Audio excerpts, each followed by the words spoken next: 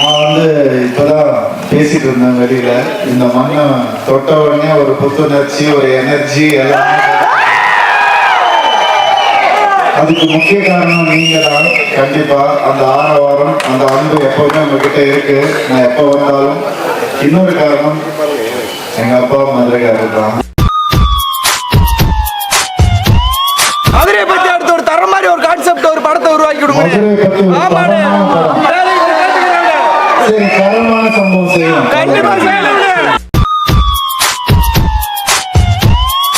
விஜயண்ணனோட இடத்தை யாரு ரீப்ளேஸ் பண்ண முடியும்? அவர் இடத்த யாருமே ரீப்ளேஸ் பண்ண முடியும். ஆம்புலன்ஸ் டிரைவருக்கு அவங்க சொல்லணும்னு நினைக்கிறத டைலாகாக சொல்லியிருக்கோம். அந்த மாதிரி நானே யமனை துரத்தி போயிட்டு இருக்கேன், என் பின்னாடி ஏன்பா துரத்தி வந்துட்டு இருக்கீங்கன்றது தான்.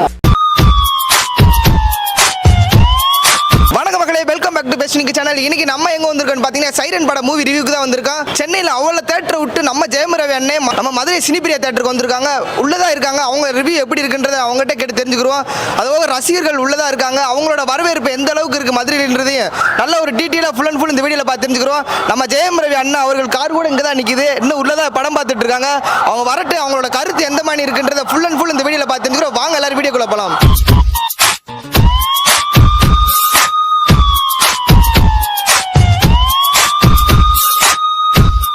எல்லாருக்கும் ரொம்ப நன்றி. ஃபர்ஸ்ட் டைம் மதுரையில படம் பார்க்குறேன். அது இவங்க ஃபர்ஸ்ட் படத்தோட ஃபர்ஸ்ட் ஷோவா இருக்கு. ரொம்ப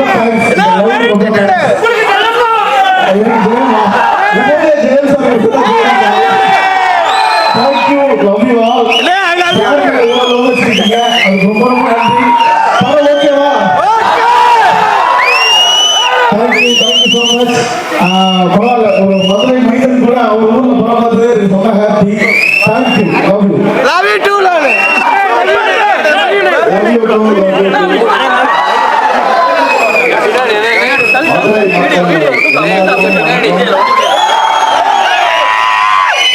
நான் இப்பதான் பேசிட்டு இருந்தேன் வெளியில.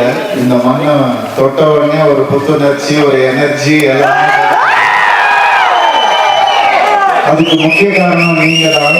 கண்டிப்பா அந்த ஆரவாரம், அந்த அன்பு எப்பவுமே உங்ககிட்ட இருக்கு. நான் எப்ப வந்தாலும். இன்னொரு காரணம், எங்க அப்பா மதுரைக்காரர் தான்.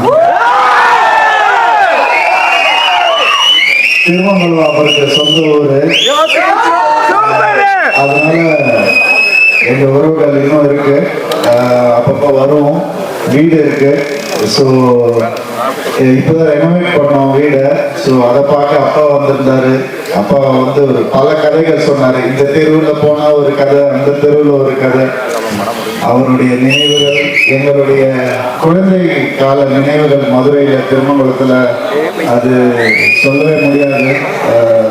எங்களுக்கு சென்னையை தாண்டி எதுவுமே தெரியாது. அதுக்கப்புறம் மதுரை தான் எங்களுக்கு நல்லாவே தெரியும். ஸோ அதனால இங்க எப்போ வந்தாலும் ஒரு சந்தோஷம். அப்படி இருக்கிறப்ப என்னுடைய படம் ஒரு தடவை கூட நான் மதுரையில ஃபர்ஸ்ட் ஷோ பார்த்ததில்லை. இந்த வாட்டி நம்ம தம்பிகள், நம்ம ஃபேன்ஸ் அன்பா கூப்பிட்டாங்க.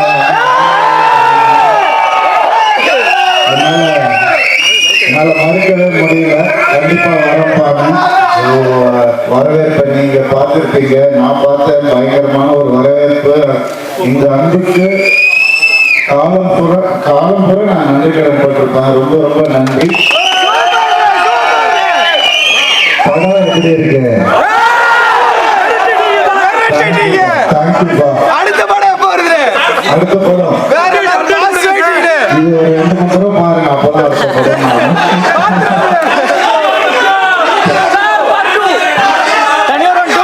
வந்துட்டே இருக்கு தண்ணீர்.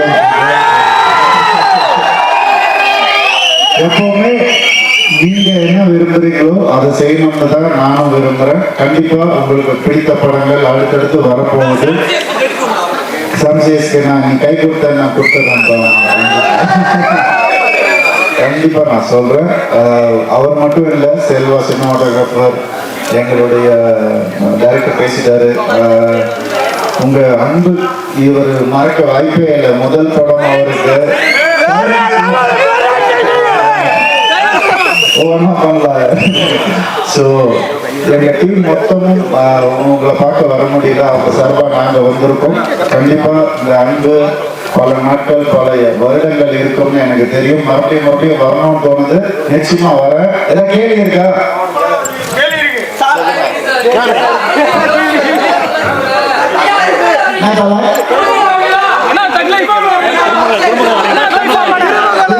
வரீங்களான்னு கேட்குறீங்களா?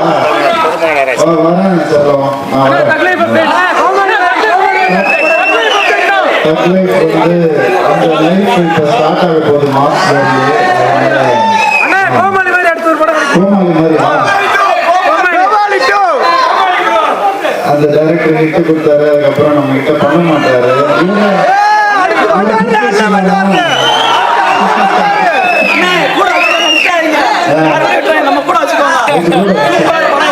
அதையே வச்சு போடுறாங்க. சென்னைக்கு அந்த வேற கேள்வி. மதுரையை பத்தி அடுத்து ஒரு தர மாதிரி ஒரு கான்செப்ட் ஒரு படத்தை உருவாக்கி கொடுங்க. சரி, தரமான சம்பவம் செய்யும்.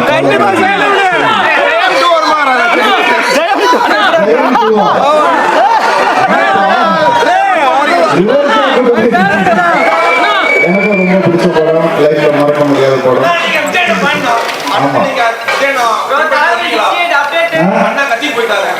ஆமா, அவர் பிளேஸ் யாரும் ரீப்ளேஸ்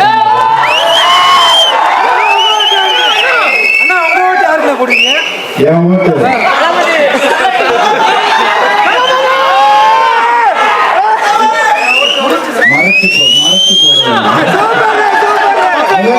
ஜனநாயகம் அதுதான். அவங்களோட எண்ணம்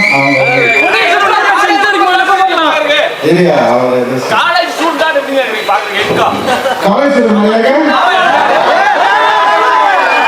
இப்படி ஒரு கெட்டப்ல பார்த்துட்டு இப்படி ஒரு வார்த்தை சொல்றேன். நான் வந்து ஒரு அன்பா எடுத்துக்கிறேன்.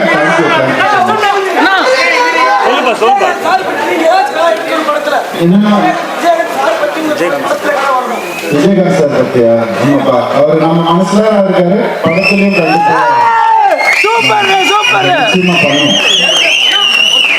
சொல்லுங்க. 2 வாரிசு இருக்க பையன் இதனால பொண்ணோட கான்செப்ட் எடுக்க உங்க மனசுல என்ன மாதிரி தோணுச்சு? நல்ல கேள்வி. பசங்க இருக்கும்போது பசங்களை பத்தி நம்ம பெருசா யோசிக்க மாட்டோம். பொண்ணு இல்லாதப்பதான் அந்த ஏக்கம் தெரியும். மேபி சைலண்ட் அது தெரிஞ்சிருக்குன்னு நினைக்கிறேன். சூப்பர் சூப்பர், அருமையான நடிப்பு. Thank you thank you.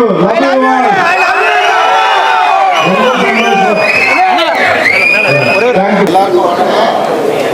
ரொம்ப சந்தோஷமா இருக்கு. ரொம்ப நாள் கழிச்சு, ரொம்ப வருஷம் கழிச்சு மதுரைக்கு வந்திருக்கேன். மதுரை மண்ணை தொட்ட உடனே ஒரு புத்துணர்ச்சியும் ஒரு சந்தோஷமும் ஒரு தைரியமும் வருது. அதுக்கு நிறைய காரணங்கள் இருக்கு. உங்களுக்கே தெரியும், நானும் மதுரைக்காரன். அப்பா வந்து திருமங்கலம், ஒரு 5 வயசு வரைக்கும் இங்கே இருந்தார். அதுக்கப்புறம் தான் சென்னைக்கு வந்தார். எங்களுடைய உறவுகள் இன்னும் அங்கே இருக்காங்க. ஒன்றே சம்பவம் வந்து பார்த்துருக்கோம். ஸோ இது வந்து ஒரு மலரும் நினைவுகள் மாதிரி தான் எனக்கு இருக்குது. ரொம்ப சந்தோஷம். எங்களுடைய பழைய ஃப்ரெண்ட்ஸ் எல்லாம் இங்கே வந்து பார்க்குறது ரொம்ப சந்தோஷம். அதை தாண்டி என்னோடய ஃபேன்ஸ் ரொம்ப அன்பாக கொடுத்தாங்க. எங்கள் கூட உட்காந்து பாருங்கள் நான் மதுரையில் அப்படின்னு ரொம்ப அழகாக வரவேற்றாங்க. ரொம்ப சந்தோஷமாக இருக்குது. இதெல்லாம் தாண்டி நம்ம படம் அது வந்து மதுரையில் ஃபேன்ஸோட பார்க்குற ஒரு சந்தோஷம் எனக்கு மேலோங்கி இருக்குது. தவசி அண்ணா இருக்காங்க. அவர் குழந்தையிலேருந்து என் கூடயே இருக்கார். நான் குழந்தையாக இருக்கும் போதுலேருந்து, சினிமாவில் குழந்தையாக இருக்கும் போதுலேருந்து இருக்கார். ரொம்ப சந்தோஷம். என்னுடைய ஃபேன்ஸும் அப்படி தான் எப்போவுமே என் கூடயே இருக்காங்க. அவங்களுடைய கட்டளைக்கு தான் நான் இங்கே வந்தேன். என்னை ரொம்ப சந்தோஷப்படுத்திட்டாங்க. பர்டிகுலராக சினிமாவில் வந்துட்டு நான் தான் சொல்லிட்டு இருந்தேன், தேட்டர் ரொம்ப அழகாக மெயின்டைன் பண்ணியிருக்கீங்க சார். சவுண்ட் சிஸ்டமும் ரொம்ப நல்லா இருக்குது. அதே மாதிரி விஷுவல் குவாலிட்டியும் எக்ஸ்ட்ராடனரியாக இருக்குது. ஸோ ஓவராலாக எனக்கு வந்து ஒரு அருமையான ஒரு எக்ஸ்பீரியன்ஸாக இருந்துச்சு. ஃபேன்ஸும் சரி, ஒரு விஷுவல் எக்ஸ்பீரியன்ஸும் சரி. முதல் தடவை டைரக்ட் பண்ணியிருக்காரு நம்ம ஆண்டனி பாக்யராஜ் அவர்கள். அவர் கூட உட்கார்ந்து அவர் ஒவ்வொரு சீனும் கை தட்டும் போது அவரே தான் நான் பார்த்துட்டு இருந்தேன். ஸோ இந்த கைத்தட்டல் அவர் லைஃப் லாங் இருக்கணும்னு நான் ஆசைப்பட்றேன். நிச்சயமாக இது வந்து அவருக்கு ஒரு முக்கியமான படமாக இருக்கும். மறக்க முடியாத ஒரு படம். உழைச்சிருக்காரு. அவர் எங்கள் கேமராமேன் செல்வா, டைரக்டர், எடிட்டர் எல்லாருமே அவ்வளோ கஷ்டப்பட்டு உழைச்சிருக்காங்க இந்த படத்துக்கு. அதுக்கு இப்படி ஒரு வரவேற்பு கிடைக்கும் போது உண்மையாகவே ரொம்ப சந்தோஷமாக இருக்குது. நான் கொஞ்ச நாளாக கொஞ்சம் ஆக்ஷன் படங்கள் பண்ணிட்டு வந்துட்டு இருந்தேன். இப்போது ஃபேமிலிக்காக ஒரு படம் சைரன் ஒரு படம் பண்ணும்போது எனக்கும் ரொம்ப திருப்தியாகவும் சாட்டிஸ்ஃபையிங்காகவும் இருக்குது. நிச்சயமாக இந்த படம் குழந்தைங்களுக்கு, லேடிஸ்க்கு எல்லாருக்குமே பிடிக்கும்னு நான் நம்புகிறேன். பார்த்தவங்க எல்லாம் எனக்கு ஃபோன் பண்ணி அதான் சொன்னாங்க. ரொம்ப கிரிப்பிங்காக இருக்குது, ரொம்ப நீட்டாக இருக்குது, மேக்கிங் நல்லா இருக்குது. இந்த மாதிரி பாசிட்டிவ் வேர்ட்ஸ் வரும்போது மனசுக்கு ரொம்ப சந்தோஷமாக இருக்குது. ஸோ இங்கே வந்ததுக்கு எனக்கு எல்லா வகையிலையும் சந்தோஷப்படுத்தினவங்க எல்லாருக்கும் ரொம்ப நன்றி. நீங்கள் கேட்ட அளவுக்கு திரையரங்குகள்லாம் கிடைத்திருக்கா? எத்தனை திரையரங்குகள் கிடைப்பதில் எதுவும் பிரச்சனை இருக்கா சார்? இல்லை சார், இது சோலோ ரிலீஸ் இருக்கிறதுனால பிரச்சனைகள் எதுவுமே கிடையாது சார். ரொம்ப நீட்டாக தான் ரிலீஸ் நடந்துருக்கு. வேர்ல்டு ஓவர் 1000+ ஸ்க்ரீன்ஸில் ரிலீஸ் ஆகிருக்கு. ஈவன் நார்த் இந்தியாவில் கூட வந்துட்டு ஒரு கிட்டத்தட்ட ஒரு 200 ஸ்க்ரீன் ரிலீஸ் ஆகிருக்கு. ஸோ அதனால் பிரச்சனையாக எதுவுமே இல்லை, எல்லாமே ஸ்மூத்தாக தான் போயிருக்கு. கடந்த காலகட்டங்களில் மாதிரி ஒரு 50 நாட்களை தாண்டி ஒரு திரைப்படம் ஓடுவது ரொம்ப கடினமாக இருக்குது சார். 20 நாட்களில் ஒவ்வொரு திரைப்படம் என்ன கருத்துக்கள் நிறைந்த திரைப்படமாக இருந்தாலும் காணாமல் போயிருக்கு. அது ரசிகர்களுக்கு என்ன சொல்லுங்கள்? ஸோ 10 நாளைக்கு 40 ஷோ அப்படி வரும். ஸோ 100 நாளைக்கு எவ்வளோ ஷோன்ற கணக்கு வந்து இன்றைக்கி மல்டி ஸ்க்ரீன்ஸ் இருக்கிறதுனால ஒரு இப்போ மாயாஜால் மாதிரி தேட்டர்லலாம் வந்துட்டு ஒரு படம் 40 ஷோ போட முடியுது, ஒரே நாளில் வந்து போட முடியுது. ஸோ அந்த ரேஷியோ கரெக்டாக தான் இருக்குது, கலெக்ஷன் கரெக்டாக தான் இருக்குது. அதனால் யாருக்கும் லாஸ் வர்றதில்லை. எப்படியுமே நல்ல படத்தை வந்து தேட்டரில் பார்க்கணுன்னு தான் நினைக்கிறாங்க. நிறைய ஸ்க்ரீன்ஸ் இப்போ இருக்கிறதுனால மல்டிப்ளெக்ஸஸில் அந்த ரேஷியோ இன்னும் தப்பாக போகலான்னு தான் நடிகர் சங்க கட்டடம் நடிகராக வந்து ஒரு மிகப்பெரிய எதிர்பார்ப்பு. உதயநிதி ஸ்டாலின் வேறு 1 கோடி கொடுத்துருக்காரு. இனிமேலாவது அந்த கட்டடப் பணிகள் நிறைவு பெறப்படுமா? அது எப்படி உங்கள் நெருங்கிய நண்பர்கள் தான் பொறுப்புகள்லாம் இருக்காங்க. அந்த கட்டிடம் வந்து கண்டிப்பாக கட்டப்படும் சார். அதுக்கான எல்லா முயற்சியும் இறங்கி செய்கிறாங்க. ஏன்னா என் நண்பர்கள் பண்ணிட்டு இருக்கிறதுனால எனக்கு அது தெரியுது. நிச்சயமாக அது நல்லபடியாக வந்துடும் கூடிய சீக்கிரம். விஜயகாந்த் பேர் வைக்கிறது உறுதியா? அது நம்ம கூடிய சீக்கிரம் அறிவிப்போம் சார். பேன் இந்தியா பிக்சர்ஸ் நோக்கி தான் தமிழ் இண்டஸ்ட்ரி இந்த மாதிரியான சப்ஜெக்ட் இருக்கிறப்ப லாபம் சம்பாதிக்க இந்த மாதிரி சப்ஜெக்ட் எடுக்கிற இந்த மாதிரி ஃபேமிலி சப்ஜெக்ட் ஓரியன்ட் போகிறப்ப ஆக்ஷன் லவ்வும் தான் நம்ம பெரும்பாலும் கேஜிஎஃப் எடுக்கணும் இல்லைன்னா அந்த மாதிரி அதான் சார், நீங்கள் வந்துட்டு இதை நம்ம ஃபேமிலி அண்ட் த்ரில் சேர்ந்த ஒரு படம் செய்கிறேன். அது ரொம்ப ரேர் காம்பினேஷன். ஸோ அப்படி இருக்கிறப்ப எல்லா இடத்துலையும் இதை வந்து கண்டிப்பாக ஏற்றுப்பாங்கன்ற ஒரு நம்பிக்கை எங்களுக்கு இருக்குது. மற்ற ஸ்டேட்ஸ்லேருந்தும் சரி ஃபோன்ஸ் வரும்போது அது ஒரு கிரிப்பிங்கான ஒரு படமாக தான் அதை பார்க்குறாங்க. அதில் ஒரு நல்ல ஃபேமிலி எமோஷன் கோராக இருக்குது. ஸோ அது நல்லா ப்ரெசென்டபுளாக இருக்கிறதுனால கண்டிப்பாக ஆல் ஓவர் இந்தியா இந்த படம் வந்து நல்ல பேர். பொதுவாக அந்த நடிகர்கள் அரசியலுக்கு வர்றது எப்படி பார்த்தீங்கன்னா விஜய் பொதுவாக நடிகர்கள் எல்லாருமே வராங்க. நீங்கள் எதுவும் வர மாதிரி விருப்பம் இருக்கா? நீங்கள் எதுவும் கட்சி ஆரம்பிக்க போகிறீங்களா? நமக்கு அந்த எண்ணம் இல்லை சார். நான் வந்து அண்ணனுக்கு ஆதரவு கொடுப்பீங்களா? அண்ணனுக்கு ஆதரவு கொடுப்பீங்களா? திரையுலக அண்ணனுக்கு ஆதரவு கொடுப்பீங்க? அப்படி இந்த கேள்வியை கேட்டு நான் ஒன்று சொல்லுங்க.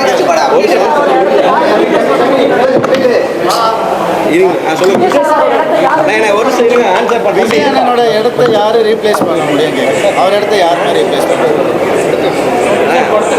அண்ணனுக்கு ஆதரவு கொடுப்பீங்களா? அது நம்ம ஆன்சர் பண்ணல. அவர் ரீப்ளேஸ் பண்ணுறீங்களா? அண்ணனுக்கு நீங்கள் ஆதரவு கொடுப்பீங்களா?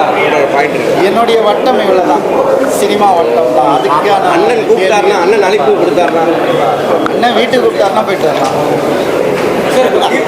கீர்த்தி சுரேஷ் அப்படின்னு நடிச்சிருக்காரு எக்ஸ்பீரியன்ஸ் ஒரு ரொம்ப ஒரு ரிஃப்ரெஷிங்கான ஒரு எக்ஸ்பீரியன்ஸ் தான் கீர்த்தி சுரேஷ் கூட பண்ணுறது. ஏன்னா இது நார்மல் ஹீரோயின்றான ஒரு சப்ஜெக்டாக இல்லை. இது வந்து நான் ஒரு மிடில் ஏஜ் மேனாக பண்ணுறேன், அவங்க ஒரு டாப்பாக முதல் தடவை பண்ணுறாங்க. 2 பேருமே முதல் கதாபாத்திரம்.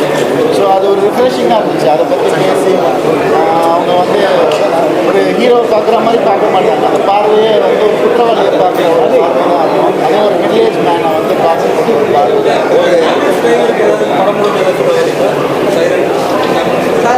ஆம்புலன்ஸ் டிரைவர்ஸ்க்கு மட்டும் இல்லை சார், இந்த படம் மூலமாக நிறைய நல்ல விஷயங்கள் சொல்லப்பட்டிருக்கு. ஆம்புலன்ஸ் டிரைவருக்கு வந்து அவங்க சொல்லணும்னு நினைக்கிறத வந்து டைலாகாக சொல்லியிருக்கோம். அந்த மாதிரி நானே வந்து யமனை துரத்தி போயிட்டுருக்கேன், என் பின்னாடி ஏன்பா துரத்தி வந்துட்டு இருக்கீங்கன்றது தான். அந்த மாதிரி சில டைலாக் அவங்க சொல்லணும்னு நினைக்கிற டைலாக்ஸ் எல்லாம் ஆம்புலன்ஸ் டிரைவர் சொல்லணும்னு நினைக்கிற டைலாக்லாம் சொல்லியிருக்கோம். ஒரு டைரக்டர் அந்த படம் எந்த அளவுக்கு மக்கள் மனசில் இடம் பிடிச்சிருக்கு, அடுத்த படைப்பு ஜெய் ரவி வச்சு பண்ண போகிறீங்களா? எல்லாருக்கும் வணக்கம். ஃபர்ஸ்ட் ஆஃப் ஆல் என்னோடய ஃபஸ்ட்டு படம், ஃபஸ்ட் டைம் மதுரையில் படம் பார்க்குறேன். இதான் நான் முதல் முறையாக இப்போ தான் மதுரைக்கு வந்து படம்னு ஒன்று பார்க்குறேன். அது என்னோடய முதல் படமாகவே அமைஞ்சிருக்கு. ஸோ எப்போவுமே லைஃப்பில் மெமரபிளான தேட்டரு, மெமரபிளான ஊராக இந்த மதுரை இருக்கும். சாரோட ஃபேன்ஸுக்கு ரொம்ப ஃபர்ஸ்ட் ஆஃப் ஆல் தேங்க்ஸ். அந்த மாதிரி ஆட்கள் அப்படி ஒரு ரிசீவ் பண்ணதே அவ்வளோ அன்பாக இருந்தது. மதுரைக்காரங்கிட்ட ஒரு அன்பு இருக்குன்னு கேள்விப்பட்டிருக்கோம். நான் இப்போ தான் இந்த ஊருக்கு வந்து அதை பார்க்குறேன். ஸோ ரொம்ப சந்தோஷமாக இருந்துச்சு இந்த படத்தை இப்படி ரிசீவ் பண்ணுறது. ஓவரால் இந்த படம் ஒரு ஃபஸ்ட்டு படம் டேரக்டராக பார்க்கும்போது சார் சொன்ன மாதிரி தான் 1000+ ஸ்க்ரீன்ஸில் வருதுன்றது ஒரு பெரிய விஷயம். ஸோ அதை எடுக்கும் போது நானுமே எதிர்பார்க்குறேன். ரிலீஸ் ஆகிற மொமெண்ட் வரைக்கும் தெரியாது. ஸோ இவ்வளோ பெரிய மேசிவான ஒரு ரிலீஸ் கிடச்சிருக்கு. ஸோ அதுக்கே ஃபஸ்ட்டு டேரக்டராக எனக்கு பெரிய பிளெஸிங் நான் ஃபீல் பண்ணுறேன். ஸோ ஓவரால் மக்கள் நாங்கள் எதிர்பார்த்த மாதிரி நல்லா ரிசீவ் பண்ணியிருக்காங்க. இது வரைக்கும் அந்த எல்லா கமெண்ட்ஸுமே நாங்கள் எதிர்பார்த்ததோட ஒரு ஸ்டெப் அங்கேட்டா போய் தான் அவங்க ஒரு பாயிண்ட்ஸையும் பார்த்து நோட் பண்ணி யூஸ் பண்ணுறாங்க. ஸோ ரொம்ப சந்தோஷம்.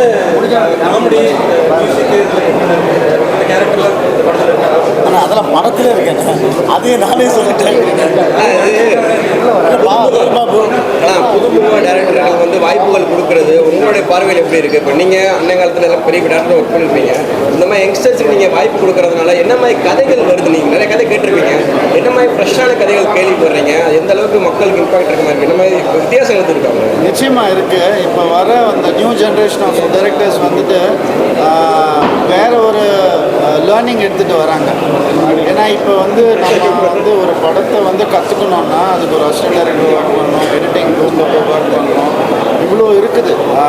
கிளாப் போர்டாக தனியாக ஒர்க் பண்ணணும், ஸ்கிரிப்டுக்கு தனியாக ஒர்க் பண்ணணும். பட் இப்போ வந்து வரவங்க வந்து ஒரு பேசிக்கான ஃபில்ம் நாலேஜ் இருந்து தான் வராங்க. ஏன்னா அவங்க வந்து என்ன நினைக்கிறாங்களோ அதை வந்துட்டு ஃபோன்லேயே நம்ம வந்து ஷூட் பண்ண முடியுது, ஃபோன்லேயே எடிட் பண்ண முடியுது, ஃபோன்லேயே கிரேட் பண்ண முடியுது, ஃபோன்லேயே வந்து ரிலீஸும் பண்ண முடியுது. ஏன்னா மீடியமில் ரிலீஸ் பண்ண முடியுது. ஸோ ஒரு மீடியம் வந்து ஈஸியாக கற்றுக்கக்கூடிய ஆப்பர்ச்சுனிட்டி வந்து நமக்கு கையிலேயே இருக்குது. ஸோ பல வருஷங்களுக்கான உழைப்பையோ எக்ஸ்பீரியன்ஸையோ வந்து நம்ம ஷார்டன் பண்ண முடியுது. ஸோ அது ஒரு நல்ல விஷயமாக தான் நான் பார்க்குறேன். அது வேறு மாதிரியான ஒரு எக்ஸ்பீரியன்ஸ், அதுக்கு நிகரே கிடையாது. பட் இது வேறு எக்ஸ்பீரியன்ஸ், இதுலேருந்து ஒன்று வருது இல்லையா, அது ரிஃப்ரெஷிங்காக இருக்குது. இப்போ கோமாளி படத்தப்போ பிரதீப் வரனான் வந்து ஒரு சின்ன சீன்ஸ் எடுத்து உங்களை இம்ப்ரெஸ் பண்ணார்ன்ற மாதிரி நீங்கள் நடந்தாங்க. ஸோ இவர் இம்ப்ரெஸ் பண்ணதுக்கான காரணங்கள் என்ன? இந்த முதல்ல இவர் இம்ப்ரெஸ் பண்ணது வந்து இவர் விஸ்காம் படிச்சிருக்காரு, அதுலேயே இம்ப்ரெஸ் ஆகிட்டேன். ஏன்னா நானும் ஜூனியர் சார் நானும் லோயலாவில் விஸ்காம் பண்ணேன். ஏன்னா எனக்கு தெரியும் அந்த ட்ரில் எப்படி இருக்கும்னு எனக்கு தெரியும். அது உள்ளே போட்டு எப்படி வாட்டி வதக்கி எடுத்து வெளியே அனுப்புவாங்கன்னு எனக்கு நல்லாவே தெரியும். ஸோ அதை அவர் எக்ஸ்பீரியன்ஸ் பண்ணியிருக்காருன்னு சொன்னோடனே பேசிக் ஆஃப் ஃபில்ம் என்னன்றது ஈஸியாக தெரியும். ப்ளஸ் ஒரு ரைட்டராக நிறைய நல்ல படங்களுக்கு வந்து ஒரு ரைட்டராக இருந்திருக்கிறதுனால அது வந்து ஒரு சினிமாவில் வந்து ஒரு ஆல்ரெடி ஒரு எக்ஸ்பீரியன்ஸ்டான ஒரு ஆள் மாதிரி தான் அவர். டைரக்ஷனுக்கு தான் அவர் புதுசு, சினிமாவுக்கு புதுசு இல்லை. ஸோ அந்த வகையில் என்னை இம்ப்ரெஸ் பண்ணுவோம். உங்களுடைய டைரக்ஷனில் அடுத்த படங்கள் எதிர்பார்க்கலாம். என்னுடைய டைரக்ஷன் தனியொரு 2 வேலைகள் நடந்துகிட்டே இருக்குது. கொஞ்ச நாள் முன்னாடி கூட நானும் அவங்களும் உட்காந்து டிஸ்கஷன்ஸ் போயிட்டு இருந்துச்சு. ஏஜிஎஸ் வந்துட்டு ரெடி ஆகிட்டு இருக்காங்க. அவங்க வந்து ஓகே சொன்னோன்னு ஆரம்பிச்சிருக்கோம்.